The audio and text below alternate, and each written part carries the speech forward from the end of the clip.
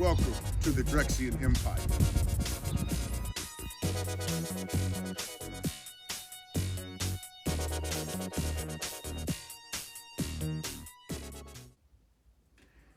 Welcome to the Drexciyan Empire. This is Agent Q-149-13. Today, we are honored to have a special guest, Tyree Stinson, brother of James Stinson. Welcome, Tyree. Glad to be here. Thank you. So, we had an interview with your mother recently, and she told us about the life of James Stinson, how it was growing up, and how it was when he was making music in the basement, and things like that. Mm-hmm. So, we wanted to get from your perspective what it was like growing up with your brother, James Stinson. It was very interesting. I would definitely say that. We were 6 years apart, so I definitely was the little brother sneaking around, peeking in, sometimes being ran away. But as far as the music, when he was actually in the lab, him and Gerald, I was somewhere close by, just listening in. You know what I mean? I really didn't have any up close and personal time with them while they were in there creating, but I was in earshot, you know. But as kids, it was, you know, a good time. You know, I got good memories of my brother growing up. You know, he's always been in the music. You know, we used to DJ the house parties. We used to have family get-togethers. You know, and he was always the music guy.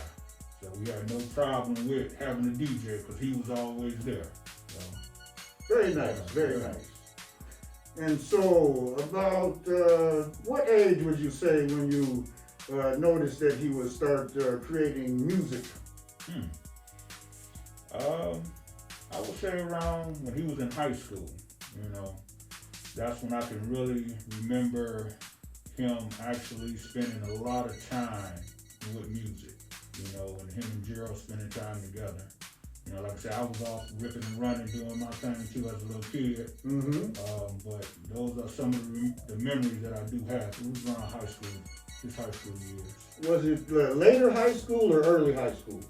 I probably would say it might have been early, you know.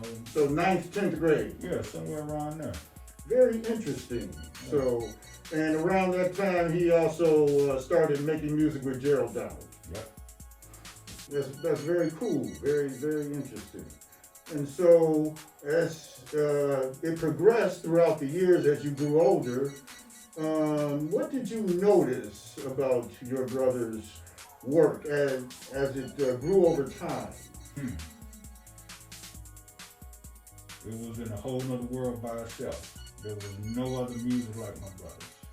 I mean, he just had a very unique, different style about himself. You know, the way he approached music. You know, the music that he listened to, he kind of turned me on to jazz. You know, John Ponte, you know what I mean? I used to sneak into his tape collection, you know, and I'm looking for like some time and prints and stuff like that, but I'm coming across these weird looking tape covers and John Ponte. You know, pop it in, and I'm like, yeah. So, I mean, he was a real, like I say, open-minded guy when it came to music, as far as just different types of music. But when he created his own music, I mean, it was out of this world. Very interesting and very nice to hear. So he sort of expanded your musical awareness. Yeah. Yeah. Very nice, very nice. And so as you got older, that's when Drexciya was formed, him and Gerald, and they became a little bit famous while he was still alive. Right. And created a beautiful fictional world in which I was honored to be a part of with my artwork for Neptune's Lair. And so just wanted to get your thoughts on some of the later years and your experiences with your brother in the later years. Okay, as far as with the music. Yeah, music and just how you interacted during his last years and final thoughts like when he died. Well, I would say maybe a couple years before he passed, we really actually started to reconnect because we both kind of went our own ways. We both had children by that time, and we, both doing our own, living. And we began to spend time together, and he actually began to introduce me more so to the business side, of what he was doing with his music.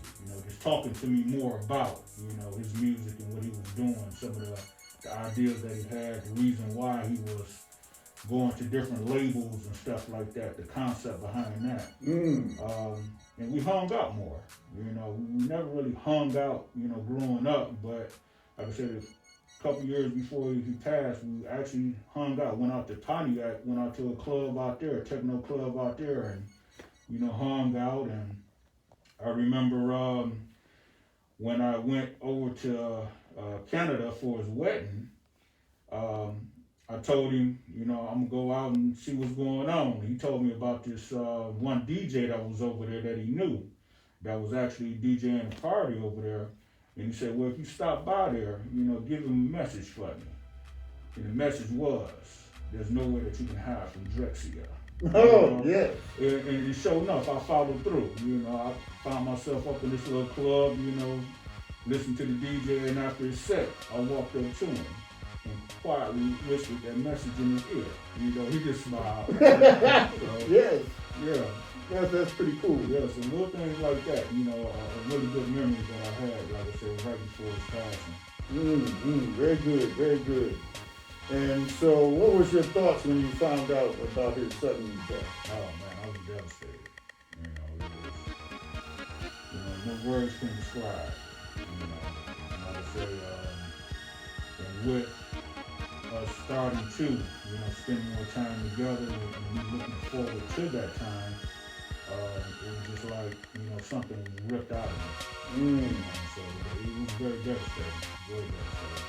Very sad. Very sad indeed. And so now it takes us to more of the present time.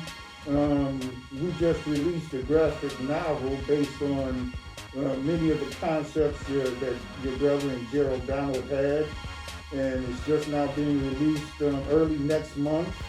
And just wanted to maybe get your thoughts on that. I know you may have taken a look at your mother's copy. Yeah. I'm into it. It's actually a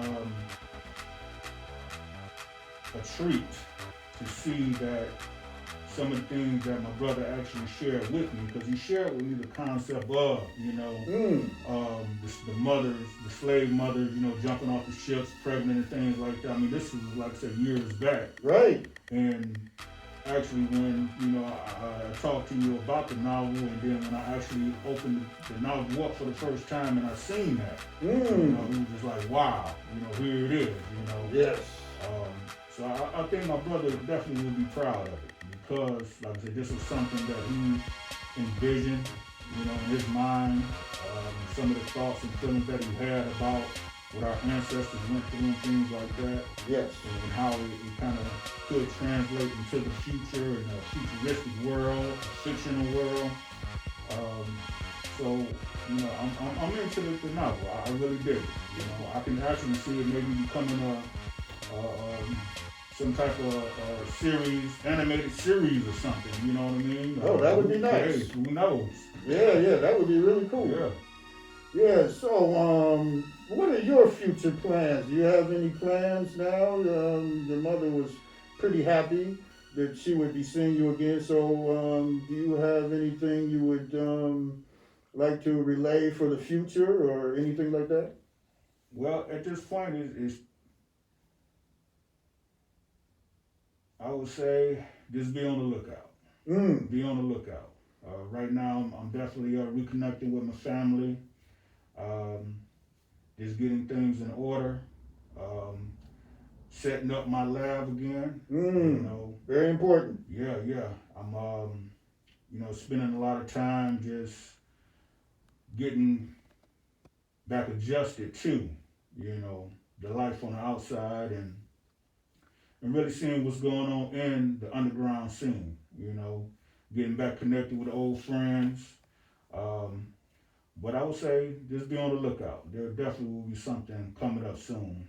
Good, good. That's good to hear. Yeah, not just for me, but also to keep my brother's legacy going. Right, making right. sure that the appreciation for what he did for me, as far as my love for music now, will definitely be shown. So. Well, that sounds wonderful. Yeah.